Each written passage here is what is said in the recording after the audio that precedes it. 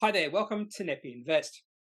So on a typical day, I do scour through quite a few companies on the ASX, and even though there are well over 2,000 companies, it's almost impossible task to have a detailed knowledge of every single company. So I let the numbers do the work for me. So what I'm looking for here is companies that are almost at that inflection point or have reached that inflection point of becoming profitable, becoming free cash flow and operating cash flow positive on a consistent basis.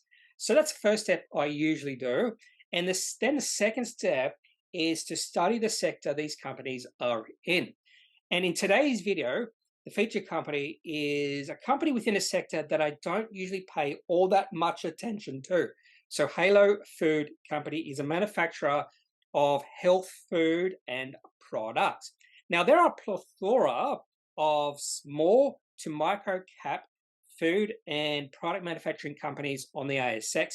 And typically, these sort of companies have a very low margin. It's a harsh business to do to succeed in. But Halo Food Company is, and even though it is a micro cap company, it's talking about a market cap of about $6 million. And even though it is small, in the December quarter, we're just talking about a quarter here, not a half year or full year. In the December quarter, they were operating cash flow and free cash flow positive. So even though this is more than likely not the sort of company I will be looking to invest in, I still have to pay attention to this company because they have reached or possibly reached that inflection point of being operating cash flow and free cash flow positive. Halo Food Company is a health product manufacturer. We're talking about food and other related products. Founded in 2017 as Ketone Dairy. And when they did list on the ASX in July 2018, they were known as Ketone Dairy with an emphasis on dairy products like milk. Now, currently the largest shareholder is Rhian Allen. I'm hoping pronouncing that first name right. I've never seen that first name before. She has 6% or 6.7% holding in this company. Now, very important to know that Rhian Allen is the founder of one of Halo Foods brands, which is called their Healthy Mummy. I'll talk about that brand later in the video. Now, the current market cap of Halo Food, I've already mentioned this, is $6.8 million. That's at a share price of 1.7 cents. But Halo Food also has a fair bit of debt, particularly when you compare it to the market cap. So they have about $15 million of debt, and that is a massive red flag in my opinion. Just my opinion. I don't like these sort of companies, these micro caps, to have a large amount of debt. In my opinion, $15 million is a large amount of debt when your market cap is 6.8 million. And the ticker code for this company is HLF. These are the four brands within the Halo Food inventory, or whatever you want to call it: Healthy Mummy, Key Dairy, Tonic, and Grands. And some of the products within these brands are finding their way onto Woolworths and Coles shelves. But just because they are finding their way onto the shelves doesn't necessarily mean they will be successful. And the other thing you have to think about is when you do get into partnership with Woolworths or Coles, they have all the power unless, and it's big, and this is a big differentiation, unless your product is really needed and wanted by consumers out there. And I doubt any products within these four brands would be considered a sort of product that is wanted or needed by a majority or a lot of consumers in the Australian market. Now to a brief history of Halo Food up until the start of 2022. So this is a little bit old, but I did find this in one of their presentations the start of 2022. And I just like it how it's all set out. So they listed on the ASX in July 2018 as Ketone Dairy and ticker code KTG. Now, this company has been making a lot of acquisitions, which does make me a little bit wary. For instance, in July 2019, they acquired OmniBlend. I have no idea what that is. Then in October 2019, they acquired Supercubes, and they also acquired a few other companies as well, including the Healthy Mama. Were awarded a private label tender with Coles, which gave them $5 million per annum. I would suggest that's on really low margins. Again, Coles would have all the power there. But this company does sell their products, achieved revenue of $50.7 million for financial year 21, and that has only increased since then. They launched Tonic Energy in May 2021, then changed the name to Halo Food Company in October 2021. Now to the CEO, and the CEO has been with Halo Food Company for 6 years, since 2017, was a CFO until October 2022, when he transitioned from the CFO to the CEO because the then CEO resigned for some reason. And obviously, when you are a CFO, you do have a good chance to become the CEO. And that's exactly what Jordan Thompson did. Interesting spelling of his first name. First time I saw the photo of Jordan Thompson, he just looks like he's really young, but I do think he's in his 40s based off his history. He graduated, if I remember correctly, he graduated from university in 1998, which means 25, 40. He's in his 40s at least, unless he graduated because he was a genius child or something like that. Really interesting history from Jordan Thompson, because he has no real history in this sector. His background is all about investment banking. For instance, he began his career at KPMG in the corporate recovery and restructuring team. He's also worked for the ING Investment Bank. I believe he was in London for about 7 years. And then for some reason in 2017, he transitioned from that investment banking career path onto becoming the CFO for a small cap company on the ASX. And then he's become the CEO. So maybe this is the path he's always wanted to be, or wanted to go down, to become the CEO of a small company. Over the past few months, we have seen a few announcements from Halo Food Company in regards to some of the healthy mummy products are finding their way onto the Woolworths shelves. Now, I haven't seen any of their products pop up, but more than likely, I am not the targeted market. And just by the name of this a brand, this subsidiary, Healthy Mummy, they are targeting mothers, and I am definitely not a mother. So we're talking about tummy smoothie, weight loss, gut-friendly blend with collagen. So some sort of health product trying to help women lose weight. So the sales value of the products to Halo is forecast to be approximately $2.5 million in the first year. If these products are not successful, they won't last long on the Woolworths shelves. It's a tough business out there to get your product on the Woolworths shelves. And then again, Woolworths have all the power over these small micro cap companies. Now to the whole reason I decided to do a video on Halo Food, and that is their quarterly results for the December quarter. They were operating cash flow positive.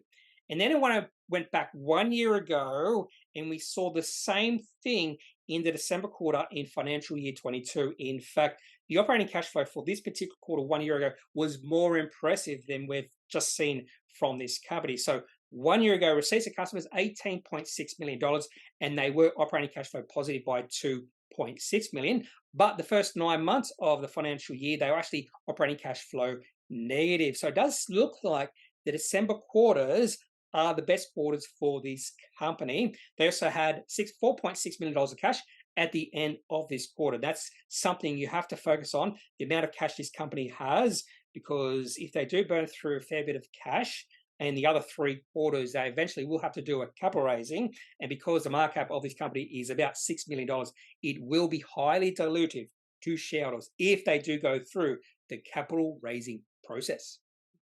Now let's have a look at the December quarter for financial year 23. And this was a catalyst for me doing this video, because I did say they were operating cash flow positive by $1.4 million for this quarter. Receipts of customers have grown to $24.2 million.